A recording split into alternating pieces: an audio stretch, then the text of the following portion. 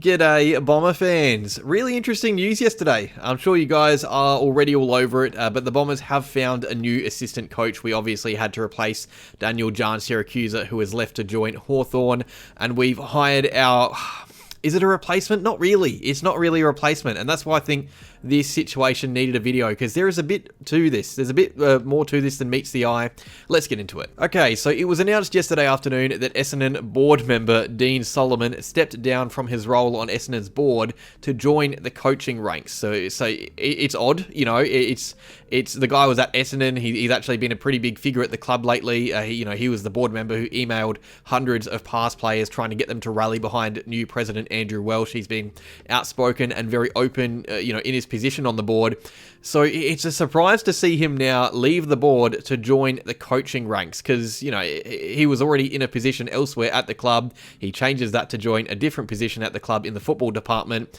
It should be said, this isn't just the club finding a random bloke on the board to coach because there weren't any other options. Dean Solomon was not only a former player for the Bombers, he was part of the 2000 Premiership winning team. He's also a very experienced coach. The year after he retired from AFL football, he became an assistant coach at Fremantle. A year after that, he joined the Suns to be part of their inaugural team as the assistant there. He was there for a long time and actually was called in to be the senior interim coach for a few games when Rodney Eade got the sack. He was the interim coach of an AFL team, much like Giansiracusa has been, I think. He's also done some coaching at GWS as well, alongside Mark McVeigh. So he's got coaching experience, quite a bit of it. He's been a part of 3 different teams, and collectively, he's been part of the AFL coaching landscape for over a decade. So it's not like we're just hiring a board member. We're not hiring a suit and tie. He's got more experience in the coaching setup than on the board, and he was only hired to our board recently. But realistically, of course, because of this situation, there are questions as to whether or not this is the ideal addition for the club. Most of those questions are coming from those who don't know Solomon's history. Some will say it's maybe a bit of a last-minute grasp because the Giansiracusa news came so late. Now, I don't follow the coaching landscape too much. I don't know what other options there are out there. And I'll talk about Ken Hinkley in a second, because I know you guys will talk about him in the comments. But I think looking at Solomon's resume, if we just take out the board position entirely, let's just forget about that. It does just look like a fairly steady and easy to digest addition to the coaching setup. This is, of course, a setup which needed a replacement. Now, I'm not over the moon about this because I don't know, much about Solomon and his coaching philosophy. I get that many are very keen because of his love for Essendon and his work off the field on the board. Whenever an Essendon person gets hired to the club, everyone loves it. But realistically, yes, he isn't as respected externally as Giansiracusa is, but he is as experienced in the coaching landscape as him and others. I'm not going to praise this move because I don't know enough about it, but anyone discounting it entirely is kind of failing to realize that this guy, he's coached a lot of footy. He's definitely going to fill a gap. He's not out of his depth. If anything, him being on the board was out of left field. Him coaching again is not a surprise at all. No one would bat an eyelid if he, left Essendon's board to coach another club. No one would care about it at all. The fact is, he is probably best suitable for the club coaching, and luckily for him, a space opened up in the coaching department. Would we have approached him if Giansiracusa stayed? Honestly, maybe not. We had an experienced coach, but we needed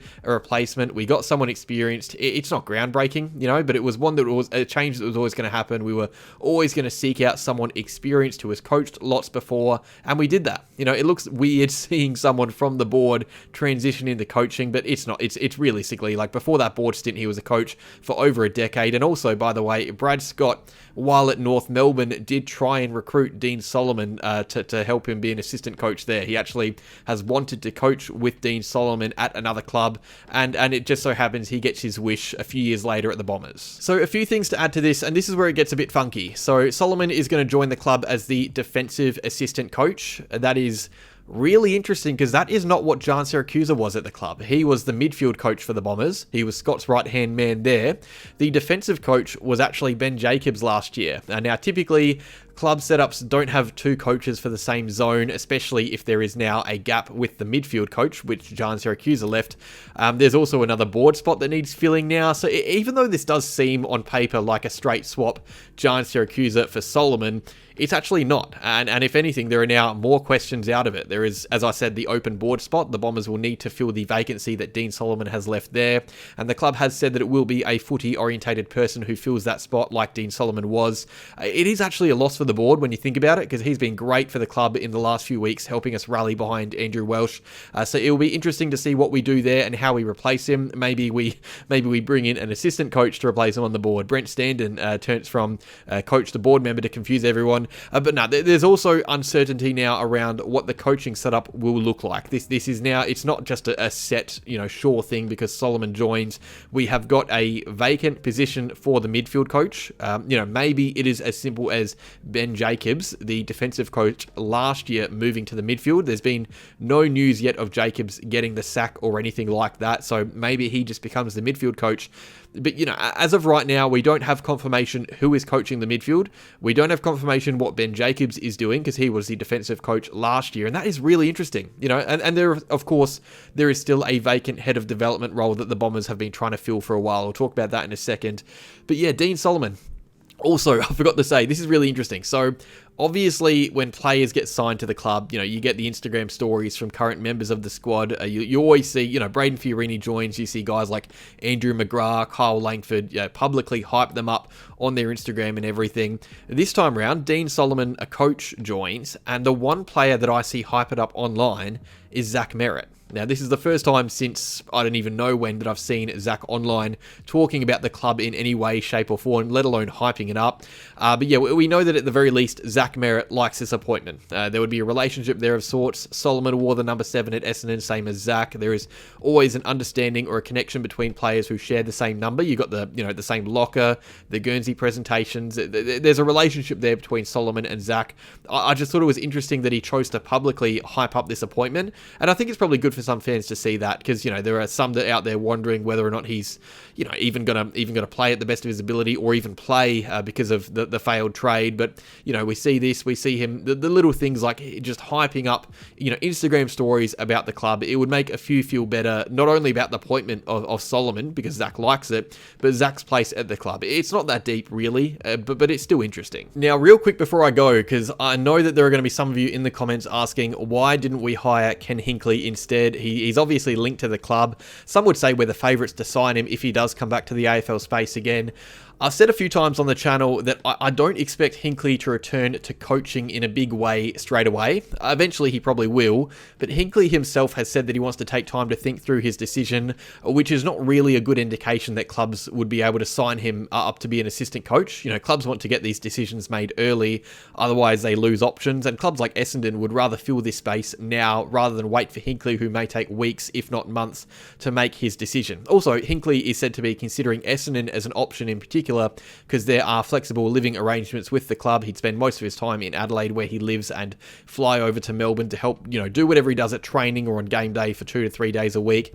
And I don't think the club right now would want to be hiring an assistant coach, a zone coach, who isn't available for a full-time job. That's why I think, if anything, Hinkley would join the club in the development space, not necessarily as head of development, which we're still lacking a spot in, but in that space. He wouldn't be a huge priority personality on game day. He wouldn't be that tactical brain. He'd be at the track helping the kids train, helping them develop. He wouldn't be the tactical brain he was at Port Adelaide. I think if Hinkley was to join Essendon or any other club, it would be to fast track and assist development. And that's just my opinion. I might be wrong. I never really thought he was going to be an assistant, and if he was, I would assume that he would need to relocate full-time. Of course, though, Dean Solomon's just done the same. He was living in New South Wales and will now move to Melbourne to coach full-time. Maybe Ken Hinkley does the same. We don't have that set midfield coaching role yet. Maybe that's Ken Hinkley. Maybe it's someone else. Maybe Ken Hinkley doesn't even join the Bombers. Maybe he joins another club. Maybe he turns to knitting full-time. Maybe he wants to be a dancer. We don't know what Ken Hinkley wants to do yet. So there's no real need to criticise the Dean Solomon appointment because it isn't Ken Hinkley. We don't know what his, where his heart is set. The only person who knows is Ken Hinkley, and I guess we'll find out. If he's appointed to the club in any way. Maybe it's development, maybe it's coaching, maybe not at all. But yeah, I just thought it was interesting, the Dean Solomon appointment. It is interesting, to be fair. It's a funky one. You know, you don't often see a board member become an assistant coach in the space of, you know, a few weeks, if not. When did he join? What, last year? I don't even know. But yeah, cheers for watching, Bomber fans. Let me know what you think down below. I'll have plenty more videos out, mostly about the draft. You guys know I love the draft. Cheers for watching. Like if you enjoyed, subscribe if you're new, and as always, go Bombers.